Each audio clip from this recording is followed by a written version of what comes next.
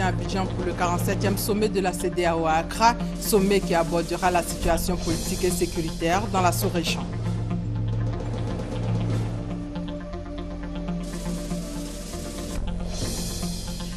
Avant son départ ce matin, le président Alassane Ouattara a annoncé hier un investissement de près de 52 milliards de francs CFA à Abidjan et banlieue. Information essentielle après la rencontre du chef de l'État avec le peuple hatchan qui a décidé de le soutenir pour la présidentielle d'octobre. Hors de nos frontières, au Soudan du Sud, l'armée avance dans le nord au moment où plus de 650 000 personnes sont en danger de mort. Bonjour à tous.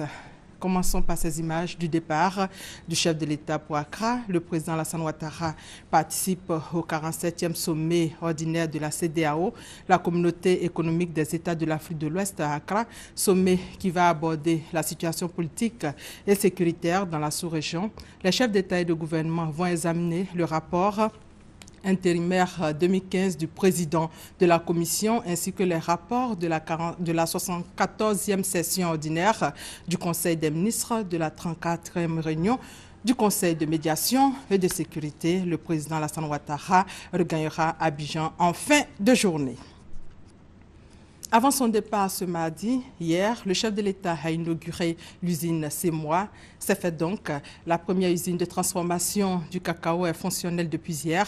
Un investissement de 4 milliards de francs CFA. Le chocolat 100% made in Côte d'Ivoire est sur le marché. Cérémonie d'inauguration avec Adama Koné. Le président de la République Alassane Ouattara veut donner un autre goût à la filière cacao. Si à l'origine, cette volonté peut être assimilée à une matière première, aujourd'hui, l'on peut affirmer qu'elle prend progressivement la forme d'un produit fini.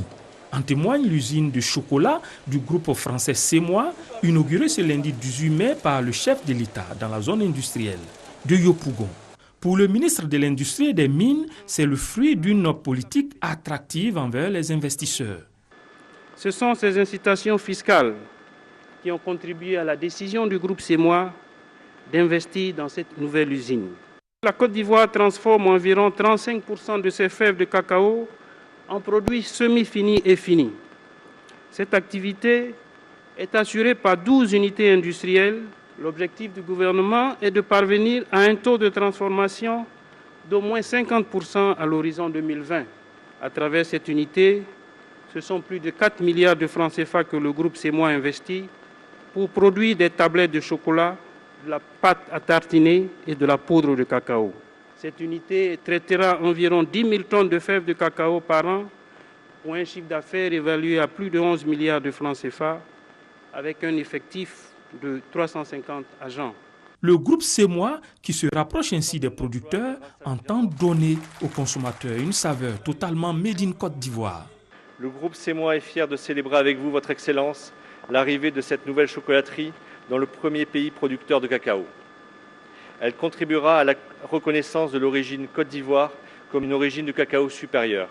Elle permettra aussi aux planteurs de cacao ivoiriens d'accéder enfin au plaisir du chocolat. L'installation de la chocolaterie du géant français en Côte d'Ivoire va contribuer à donner un autre statut au pays, passer du stade de pays producteur à celui de pays industriel.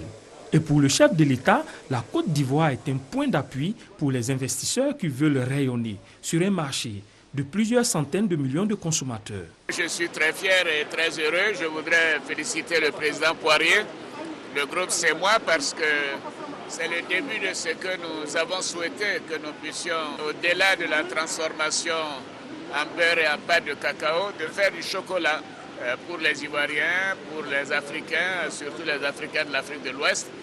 L'Afrique de l'Ouest compte tout de même 350 millions d'habitants et donc il faudrait que nous soyons tous engagés à consommer du chocolat, surtout que c'est bon pour la santé et pour les jeunes. Donc je voudrais féliciter le groupe CEMOA, féliciter le gouvernement, le Premier ministre, le ministre de l'Industrie, qui ont travaillé à créer les conditions pour que ce groupe vienne investir en Côte d'Ivoire. Et je souhaite bien sûr qu'avec le temps, le groupe CEMOA augmente sa production parce que le marché sera là et pourra absorber cette augmentation. et aussi que de nouveaux groupes viennent s'installer en Côte d'Ivoire.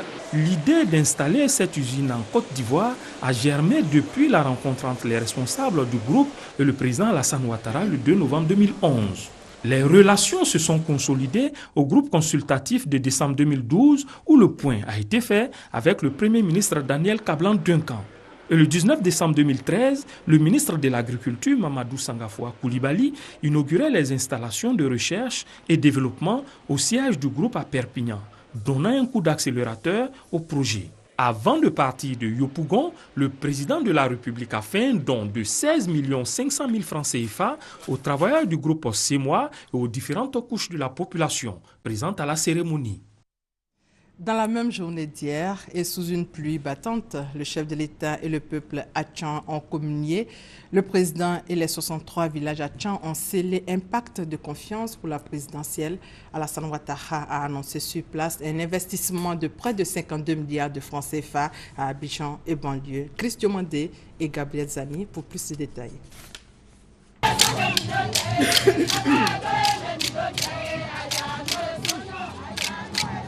Le couple présidentiel arrivé sous une pluie d'applaudissements et salué par un peuple visiblement heureux de voir le chef de l'État dans un village à Tchan, à Nono, situé en plein cœur de la commune de Cocody et village voisin de la résidence présidentielle. L'objectif de cette visite est double. Les populations manifestent leur gratitude pour toutes les actions de développement de Alassane Ouattara. Il s'est agi aussi pour elles de présenter leurs doléances au chef de l'État. Nous voulons simplement soumettre à votre réflexion la mise en place d'un comité scientifique d'analyse et de propositions comprenant l'administration foncière et les représentants des communautés Atchan pour passer en revue les problèmes fonciers et examiner tous les problèmes liés aux impôts fonciers, aux indemnisations et les problèmes fonciers spécifiques à chaque village. Une cérémonie écourtée par la pluie mais riche en symboles.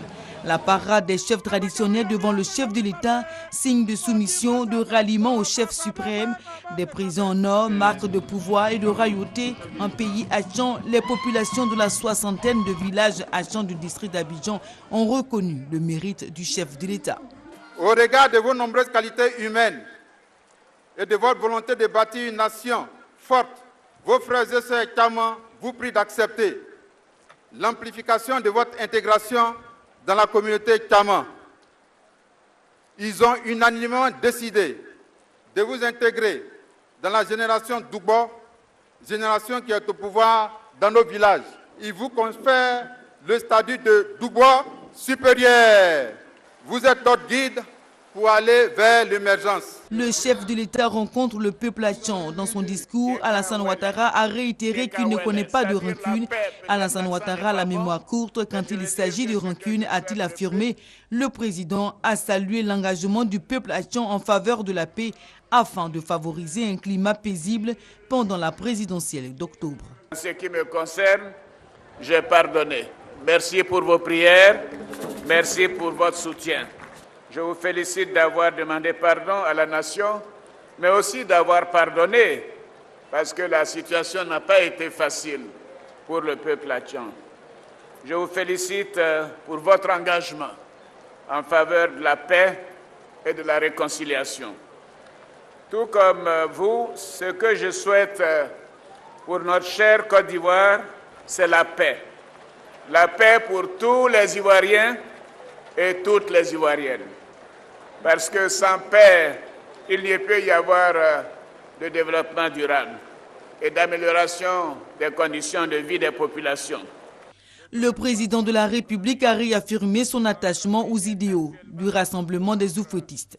Au cours de cette rencontre, de nouvelles choses ont été dites. L'hôte du peuple Atchan annonce 52 milliards de francs CFA qui seront investis dans le district en faveur du développement des villages ébriés. Chers frères, chères sœurs Tchaman, nous avons déjà entrepris d'importants travaux dans le district autonome d'Abidjan et dans les villages Atchan au cours de ces dernières années. Nous prévoyons d'intensifier ces travaux dans les prochains 24 mois dans le cadre du projet de désenclavement des villages du district autonome d'Abidjan. Ce projet représentera un investissement de près de 52 milliards de francs CFA. Et ce programme il consistera à la mise à niveau des équipements de base des communes d'Abidjan et des sous-préfectures de Sangon, de Bingerville, d'Anyama et de Brofodoumé. Il s'agit notamment des travaux routiers avec 108 km de voirie bitumée pour un montant de 40 milliards de francs CFA. Au terme de toutes les allocutions, une nouvelle alliance est née ce lundi, 18 mai, au stade d'Anono entre le chef de l'État et le peuple hachant. Alassane Ouattara, baptisé Adès, qui signifie en langue locale l'arabe, est désormais membre de la génération d'Oubo, la classe d'âge au pouvoir en pays hachant. Après la rencontre, nous vous proposons maintenant quelques réactions de la communauté hachant. C'est la toute première fois qu'un président de la République foule le sol des Hachans pour une visite citoyenne. Et nous sommes comblés. Au début, c'était à la présidence, mais finalement, le président de la République, donc, lui-même, il vient, n'est-ce pas, chez nous, pour toucher des doigts les réalités. Donc, nous sommes vraiment satisfaits de cette rencontre-là. Et nos attentes sont nombreuses pour le développement de nos villages. Eu égard à tous les actes que le président pose dans le district d'Abidjan et surtout en ce qui concerne nous, les diamants. Voilà pourquoi nous sommes venus lui témoigner notre gratitude et lui dire merci pour tout ce qu'il fait pour nous. C'est un jour historique pour nous.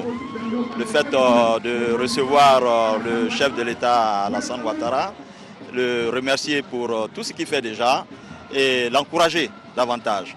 Lui dire que nous le soutenons dans l'œuvre de développement qu'il a entrepris et que nous sommes derrière lui. C'est un sentiment d'allégresse, déjà par l'honneur que tous les Camerounais nous font d'accueillir le premier des Ivoiriens ici, chez nous. Ensuite, c'est un sentiment d'honneur de recevoir le chef de l'État, le président Alassane Ouattara, sur notre sol. Donc vraiment, je suis tout en joie. Dans 24 heures, le président sera dans la région du Denguélé, une visite d'État très attendue par les populations. La région est complètement métamorphosée. Déjà, les hôtels affichent complets. Mais avant l'arrivée du chef de l'État, son épouse annonce les couleurs. La première dame fait des dons, valeur 200 millions de francs CFA, nous dit Thomas Gessambi. Ni la longue distance d'environ 1000 km d'Abidjan, ni encore moins l'état poussiéreux des voies empruntées n'ont empêché l'action humanitaire de la première dame Dominique Ouattara de poser ses valises à Samatigila. Loin d'être un acte banal, le geste de l'épouse du chef de l'État répondait à un réel besoin. Dans les conditions de vie des couches du département n'était guère facile. En recevant les dons des mains de Nadine Sangaré, directrice des actions humanitaires au cabinet de la première dame, Samatigila s'est voulu reconnaissant. Cette ambulance répond à un réel besoin puisque en cas d'urgence pour évacuer nos patients, c'était vraiment difficile pour cette population. Avant ces dons, la maternelle était vraiment malade parce que les enfants n'avaient pas de jeux extérieurs, comme ce qu'ils nous envoyaient tout à l'heure. Le toboggan est abîmé, les balançoires étaient abîmés, donc on avait seulement que la cage à écureuil. Donc Dieu merci, avec tous ces dons-là, vraiment la maternelle se réveille.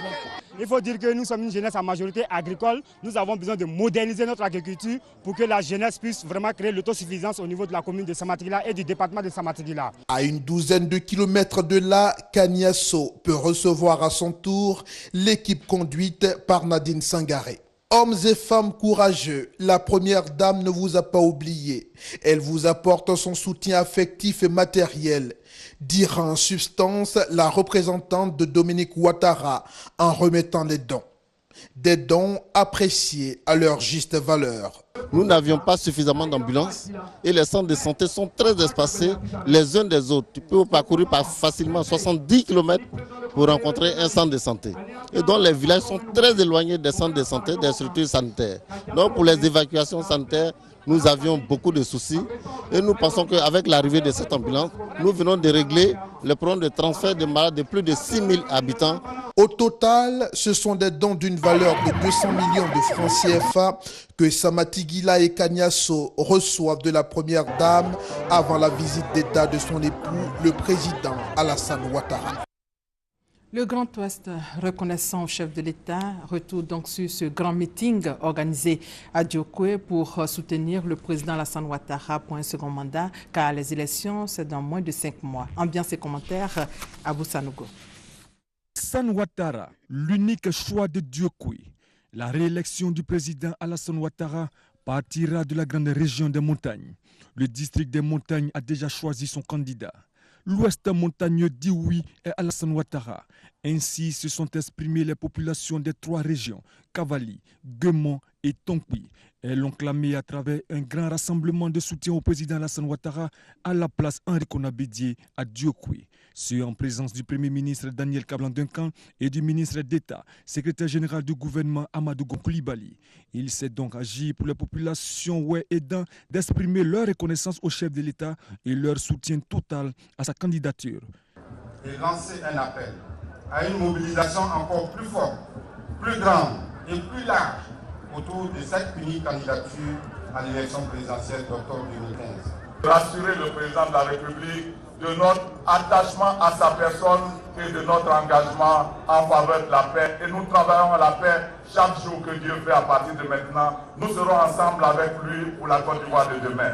Le ministre d'État Amadou Gon Coulibaly a salué les élus, cadres, chefs traditionnels et populations des 3 régions qui ont pris l'initiative d'organiser cette fête en vue de magnifier le président de la République pour ses actions, mais aussi et surtout lui exprimer leur soutien à sa candidature. Après la Kiassa, après la mai, nous voilà réunis à l'ouest et nous pouvons dire que le deuxième mandat d'Alassane Ouattara est acquis. Voir tous les chefs que nous voyons, voir tous les élus que nous voyons rassemblés aujourd'hui, nous pouvons dire que oui, la Côte d'Ivoire est définitivement rassemblée. Elle est unie derrière Alassane Ouattara. Oui, la voie du progrès est tracée. Patron de la cérémonie, le Premier ministre Daniel Kablan-Duncan a félicité les organisateurs pour le pari de la mobilisation réussie. La Côte d'Ivoire étonnera le monde parce que la Côte d'Ivoire a décidé d'aller de l'avant, rattraper donc la décennie perdue, mais rattraper tout le retard et surtout se mettre dans le peloton de tête au niveau de l'Afrique. Ainsi, les populations des 3 régions ont décidé de faire bloc autour du président Alassane Ouattara pour le développement de l'Ouest. Et pour cela, elles sont formelles, lui offrir un second mandat. Des images fortes des populations de l'Ouest qui ont décidé de s'inscrire dans le processus de réconciliation. Toute la région s'est engagée à soutenir le chef de l'État dans ses efforts de reconstruction du pays. Quelques réactions. Le peuple dans, le peuple ouest, ces 2 peuples-là ont été avec le président Oufoué. Et le président Oufoué a toujours dit que ces peuples-là sont des peuples fidèles, ces peuples loyaux. Et c'est cette loyauté-là, cette fidélité-là que nous voulons démontrer une fois de plus au président Ouattara avec ce rassemblement. Cette mobilisation pour dire au président que l'Ouest porte en lui l'amour vrai pour son président. Il faut le dire.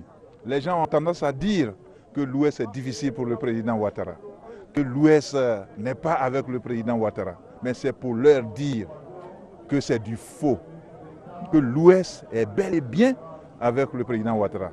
Le chef de l'État, le président Alassane Ouattara, a été honoré pour tout ce qu'il a fait pour cette région, pour tout ce qu'il a fait pour les enfants de cette région. Nous lui demandons de nous faire confiance. Nous prenons le pari. Nous avons lancé sa pré-campagne et nous allons lui offrir un bon résultat, un résultat honorable au soir du 25 octobre 2015. Il s'agit pour nous de dire que c'est parce que nous savons qu'il aime cette région que quand il a été président, il a visité pour la première fois en tant que président l'Ouest. Et aujourd'hui, il a été élu président. Nous voulons en retour lui dire que l'Ouest montagneux vient exprimer de façon solennelle son soutien à sa candidature. Et pour nous, il est le candidat de l'Ouest. Quand l'Ouest choisit, c'est avec le cœur. Quand l'Ouest choisit, c'est avec l'amour. Et quand l'Ouest choisit, c'est pour de bon. Et tout choix de l'Ouest, c'est un choix de Dieu. Nous venons de confirmer que Alassane Ouattara reste le cheval gagnant pour la Côte d'Ivoire de par ses actions, non seulement de pardon, mais de développement, d'amour, parce que Alassane Ouattara aura pour aux yeux du monde. Le candidat RHDP, son Excellence Alassane Ouattara, n'a plus besoin de désigner un directeur de campagne pour l'élection présidentielle à venir. Son directeur de campagne est désormais l'Ouest montagneux. On le soutient et nous sommes là-dedans toujours. On continue de le soutenir. Vous pouvez compter sur la population de l'Ouest. Le Grand Ouest a donc mobilisé pour la réélection du chef de l'État. Ici à Abidjan, l'annuaire des compétences féminines a été remis au président de la Cour suprême. C'est un répertoire de plus de 1000 femmes diplômées, leaders politiques ou femmes engagées qui a été remis à René François Finkwasi par le compendium des compétences féminines. Douad Lazer. Nathalie Templeina est membre du compendium des compétences féminines, un projet initié par le président de la République Alassane Ouattara pour la promotion du genre. Grâce à ses compétences d'administrateur des services financiers, elle est aujourd'hui la directrice de l'hôpital général de Grand Bassam. Il y a beaucoup de femmes compétentes qui permettent à ces femmes-là d'être valorisées et d'être vues, mieux vues dans la société. Plus de 1000 femmes compétentes ou leaders ont été répertoriées dans un annuaire élaboré par le compendium des compétences féminines COCOFSI. Il est mis à la disposition des institutions, des services publics ou privés pour d'éventuels recrutements ou nominations. Pour une utilisation efficiente de ces données, la Cour suprême a reçu une copie de l'annuaire. Cet annuaire comprend 1003 femmes classées par secteur d'activité. Il s'agit d'un précieux document ayant pour but d'aider les décideurs pour que l'égalité homme-femme soit une réalité, tant dans l'accès aux postes de responsabilité que dans les instances décisionnelles. Un geste salutaire selon le président de la Cour suprême. Le président de la République est intervenu et il a créé une fonction de conseil spécial parce qu'il avait compris que les femmes méritaient d'être prises davantage en considération. Mais ça parce que les femmes ont montré ce qu'elles savaient faire. Lorsque votre volonté sera clairement manifeste, la providence politique se dressera à vos côtés. En Côte d'Ivoire, de nombreuses femmes sont diplômées dans divers domaines d'activité, mais elles ne sont pas connues. À ce jour, elles sont plus de 10 000 à s'inscrire dans la base de données du compendium des compétences féminines par voie électronique. Autre compétence reconnue, c'est celle de l'ancien ministre de la Santé qui fait honneur à la Côte d'Ivoire et au monde entier. Le professeur Ndrioma va recevoir ce soir le prix de la santé à Genève en reconnaissance du travail abattu quand elle était ministre de la Santé et toujours fondatrice de la première ONG nationale sur le VIH en Côte d'Ivoire. Prix décerné chaque année lors de l'Assemblée mondiale de la santé. Le Forum de Genève pour la santé en Suisse est à sa 8e édition. Le forum est une contribution à l'avancement du dialogue mondial sur les meilleures pratiques dans les systèmes de santé. Et c'est à ce titre que l'ancien ministre de la Santé, le professeur Ndrioma, sera distingué dans quelques heures à Genève. Nous y reviendrons dans nos prochaines éditions. Autre distinction, cette fois c'est dans le domaine des médias. Les professionnels des médias de la région du Gontougo étaient à l'honneur. Les meilleurs parmi eux ont eu des prix. Ils ont été distingués pour leur savoir-faire et leur professionnalisme. C'est à la faveur de la 4e édition de la Nuit des Oscars de la communication. Les temps forts avec Serge Collia. Des professionnels des médias distingués à la faveur de la 4e édition de la Nuit des Oscars de la communication du Zanzan. Staki Mouroufi de Radio Kunfao est Oscar Radio 2015. Anissé Kwadio de Fréquence 2 est lui meilleur reporter radio. Pascal Secredou de Top Visage a reçu le prix du meilleur photographe. La Palme d'Or est revenue à Anza Tawatara de Go Magazine. Elle a eu le prix de la meilleure œuvre littéraire avec son roman à succès Altiné, mon unique péché. Le prix de la meilleure œuvre littéraire de la région du Zanzan. Et ça fait la 3e fois.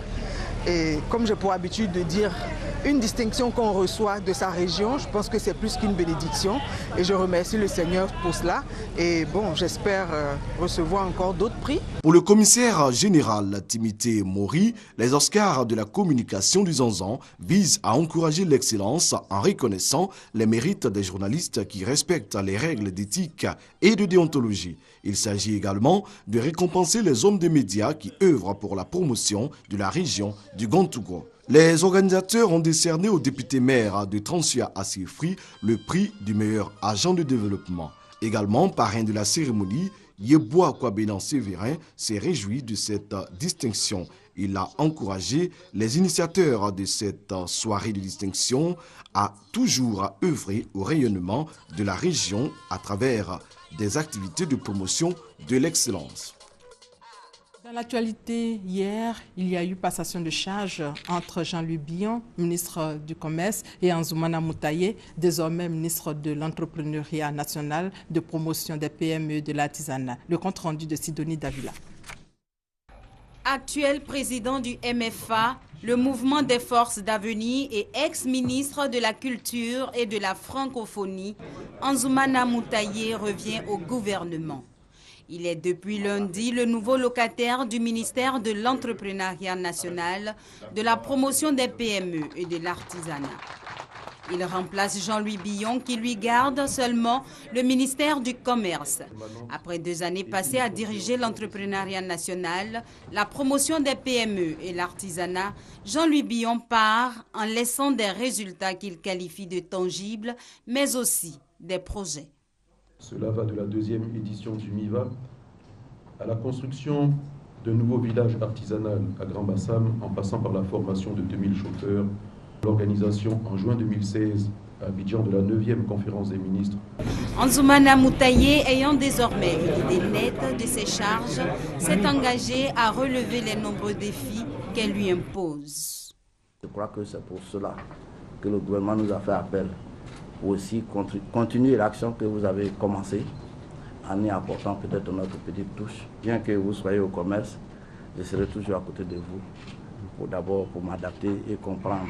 Pour y parvenir, le nouveau ministre de l'Entrepreneuriat national, de la promotion des PME et de l'artisanat, Anzoumana Moutaye, veut pouvoir compter sur le soutien de tous ses collaborateurs pour que ce secteur pourvoyeur d'emplois participe pleinement à l'essor de la Côte d'Ivoire.